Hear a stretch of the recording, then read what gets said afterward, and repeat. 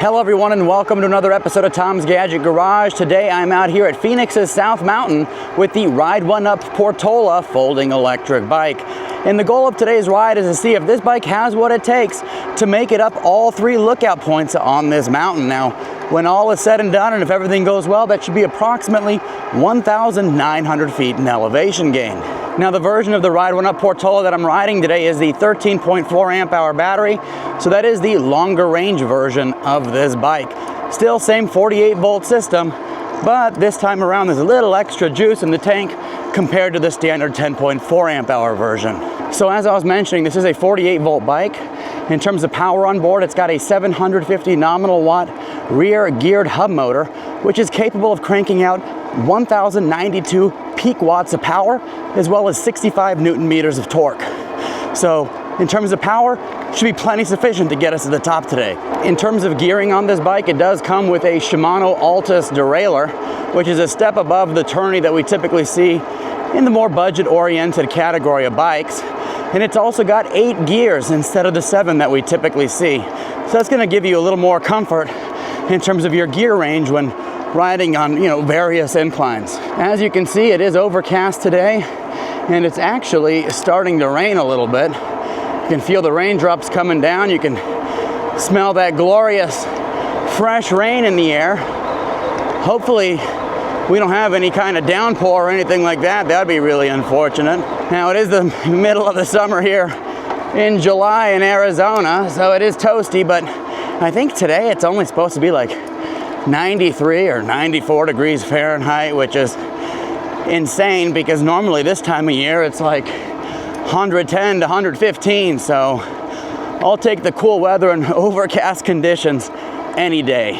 So right now we are riding into what I call the shadow of the mountain.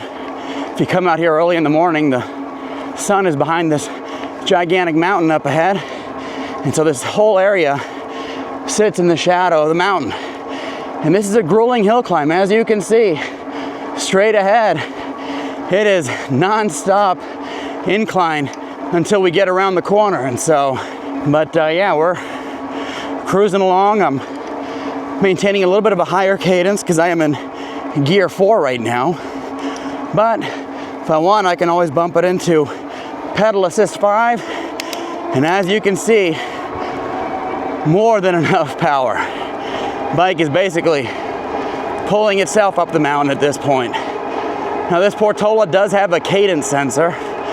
It's not your typical budget cadence sensor.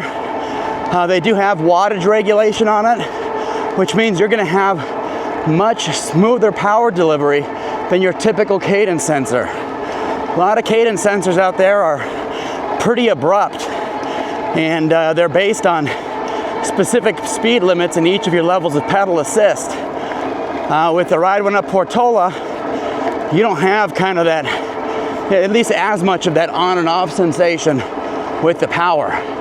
It's much smoother, and so I would say the most comparable thing is going to be the cadence sensors on electric e-bikes. So Ride1Up and electric definitely have a very good cadence sensor feel on their bikes. Put us into gear 8 for this downhill stretch. And we're just gonna cruise down this thing. Right now, looking at GPS speed, we're at about 24 miles an hour and picking up speed. One of the nice things about this Portola is the fact that it comes standard with hydraulic disc brakes. So compared to regular cable actuated brakes, it's going to give you much more stopping power with less effort.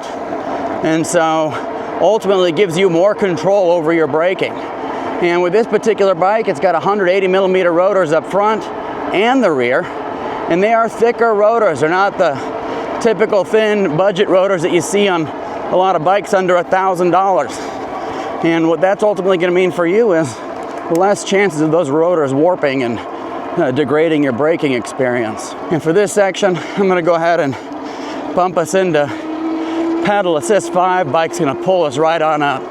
So we are pulling into our first lookout area. This is Dobbins Lookout. It's about 5.7 miles up this mountain. So we'll take a quick break, look at the views of the valley, and then we'll continue on our journey up to our next lookout point, which is going to be Buena Vista Lookout. All right, folks, there's our Ride1Up Portola.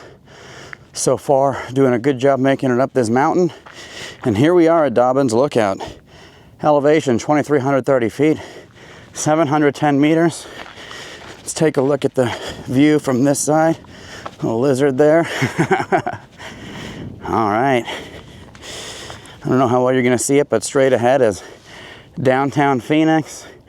We got Payastewa Peak, Camelback Mountain, Tempe, Arizona, where I do all my night rides. From here, you get a view of most of the valley. But anyways, always nice coming out here. Nice, peaceful, quiet. Always a joy, never gets old. All right. I'm going to go ahead and head back to the Portola and continue on our journey up. All right, we are off to the races.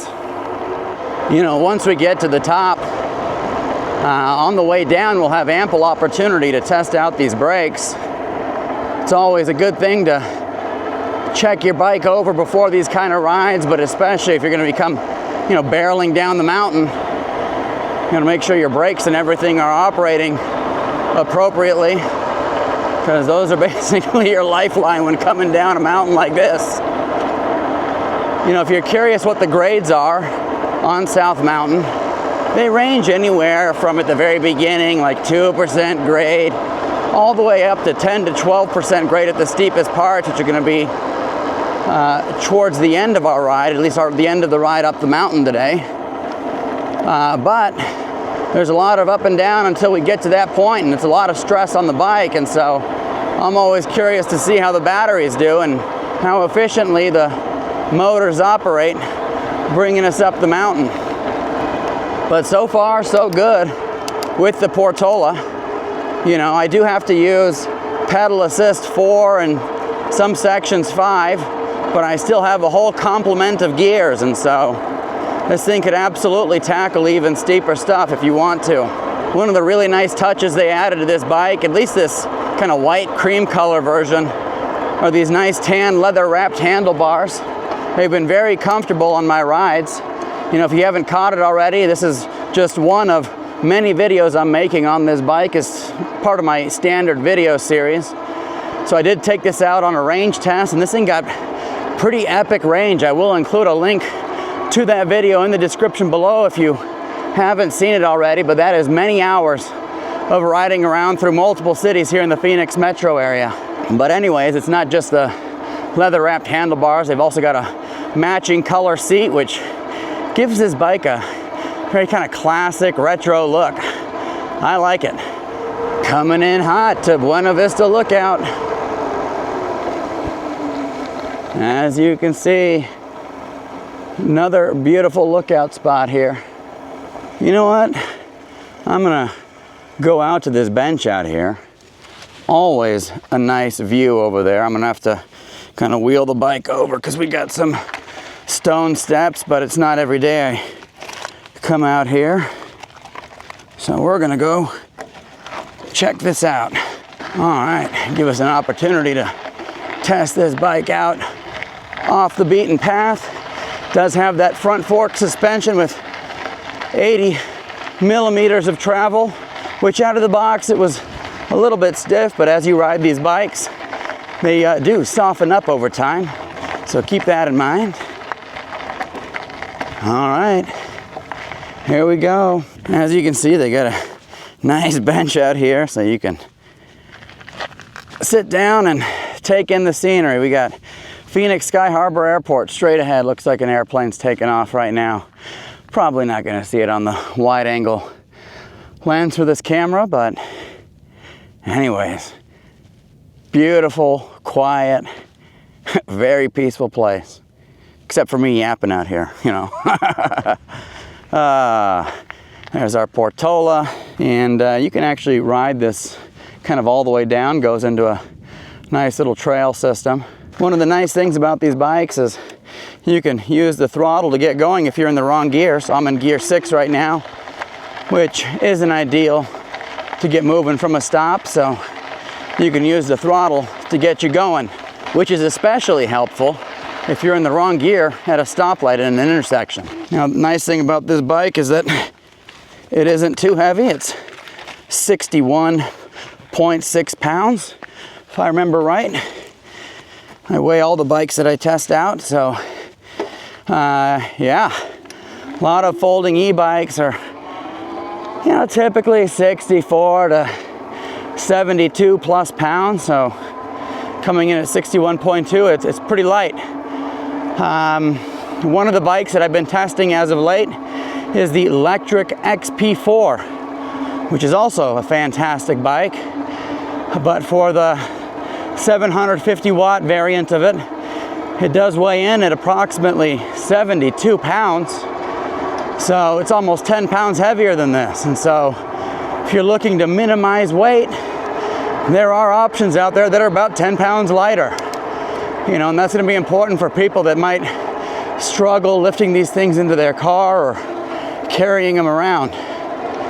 And so, like I always say, like, there's no like one size fits all for bikes. We all have different needs, and so it's important to kind of weigh all of those when you're making a decision to purchase a bike. All right, we're coming up what I call the ridge. It is an especially steep section. We are in pedal assist 4, gear 6. I'm going to drop us down into gear 5 and gear 4, and there we go.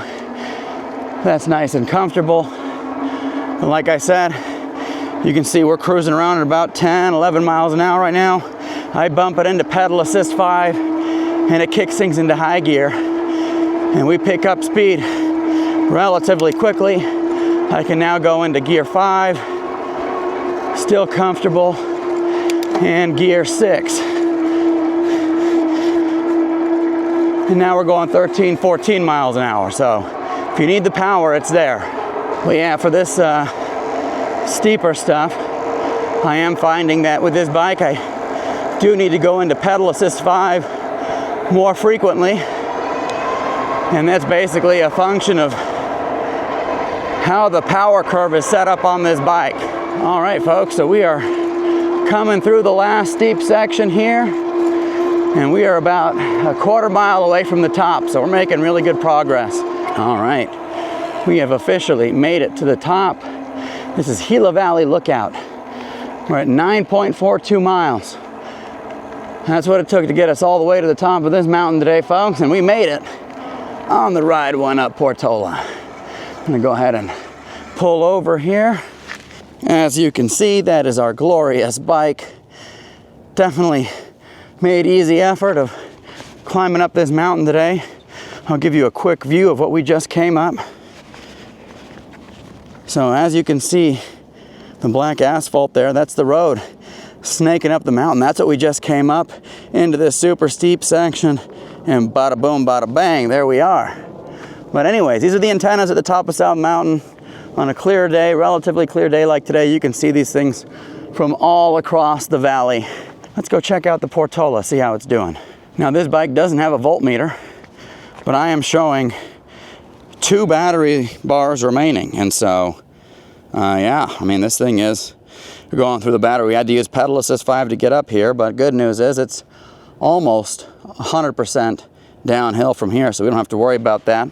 Another thing to mention with these lithium-ion batteries is if you're putting them under heavy load, that voltage will drop, but after the bike rests for a little bit, it'll pick back up, so I wouldn't be surprised if another bar shows up. But yeah, anyways, I'm going to do a quick check on the bike, bolts, everything, make sure everything's in working order. Then we're going to go cruise down the mountain. All right, so everything looks good. We are now going to head down the mountain. Round trip, it'll be over 17 miles up and down. So quite a glorious ride for a Sunday morning. And one of the things that I love about coming up here is the fact that they close these roads to automobile traffic every Sunday from 5 a.m. to 10 a.m. So you don't have to worry about a bunch of cars. Otherwise, this place would be loaded with cars. Every 4th Sunday, it's closed all day to automobile traffic. And so it's really nice that the city of Phoenix does this. This is one of the largest city parks in the United States. incredible amount of acreage out here. I don't know, 17,000 acres? I don't know, I could have just made that up, but this place is absolutely huge. Now, when I hit the brakes, you might hear a little clicking that sounds almost like a cicada. And that's a common question that a lot of folks have with ventilated disc brakes on these bikes. That noise is completely normal. That is the sound of the brake pads going over the drilled holes on the ventilated discs. And so what happens is those pads go over those holes, it traps the air, that air expands, and as soon as the pads pass over it, that air is released. So that's the sound that you hear. I see on a lot of forums, people are like, oh, I think there's a problem with my bike, you know, and I see this across many different bike models, and it's like, that's not a problem, that's completely normal.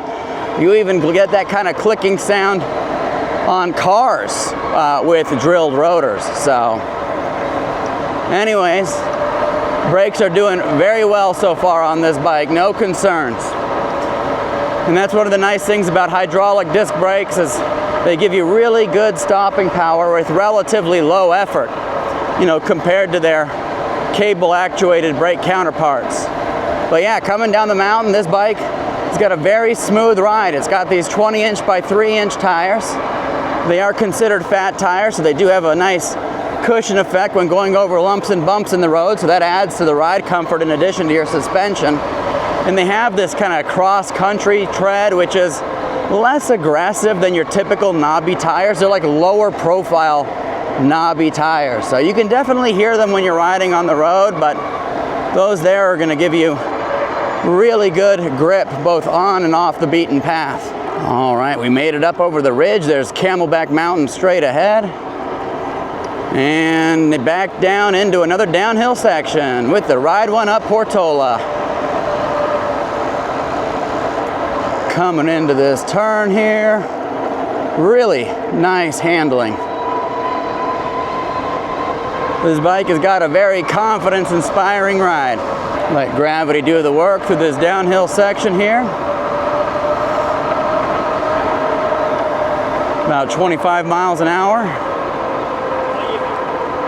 You know, there's some lumps and bumps in the road here, and this front fork suspension's doing a good job of eating a lot of that up. This bike doesn't have a rear suspension, so it's a hardtail.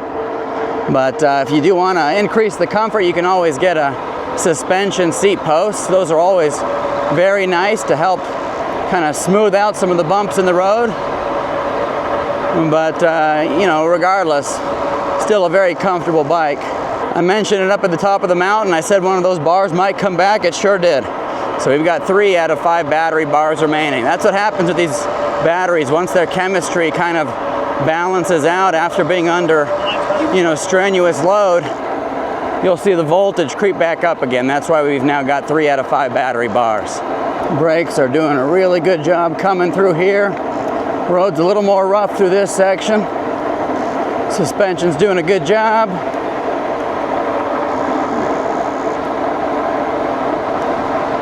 And we are coming back through the shadow of the mountain, this time downhill instead of that grueling uphill. Right now, gravity's doing all the work for us.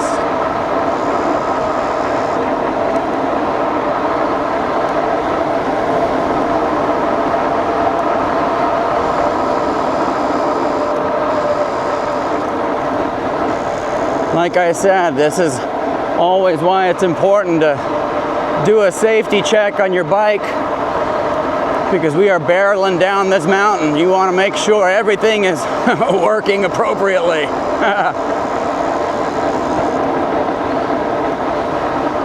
An important call out with these bikes with 20-inch tires is that when you're coming into these turns, especially turns where you're leaning the bike over, you want to make sure your pedals are either level or the pedal on the side that you're turning into is in the up position, because there's a very real possibility you can end up striking the pedal on the ground, and when you're going at, you know, higher speeds, taking tight turns, that could be potentially dangerous, if not just startling. But yeah, just keep that in mind. I always try and keep my pedals at a minimum level coming into these turns.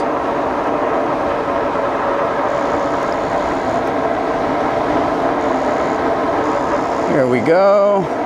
Looks like they got nice filled potholes there. For the longest time they weren't filled, so always had to watch out for those. Here we go, coming into this turn. Beautiful view of the valley, straight ahead and to the right. Man, oh man, this is always fun coming through here. It's one of the things I love about these e-bikes. I think on a regular, non-powered bike, I don't know if I'd make it up this mountain. I wouldn't be able to come out here and enjoy this without some, heavy training ahead of time. These e-bikes, I call them the great equalizers, They give you the opportunity to go out and explore things that you might not otherwise have done.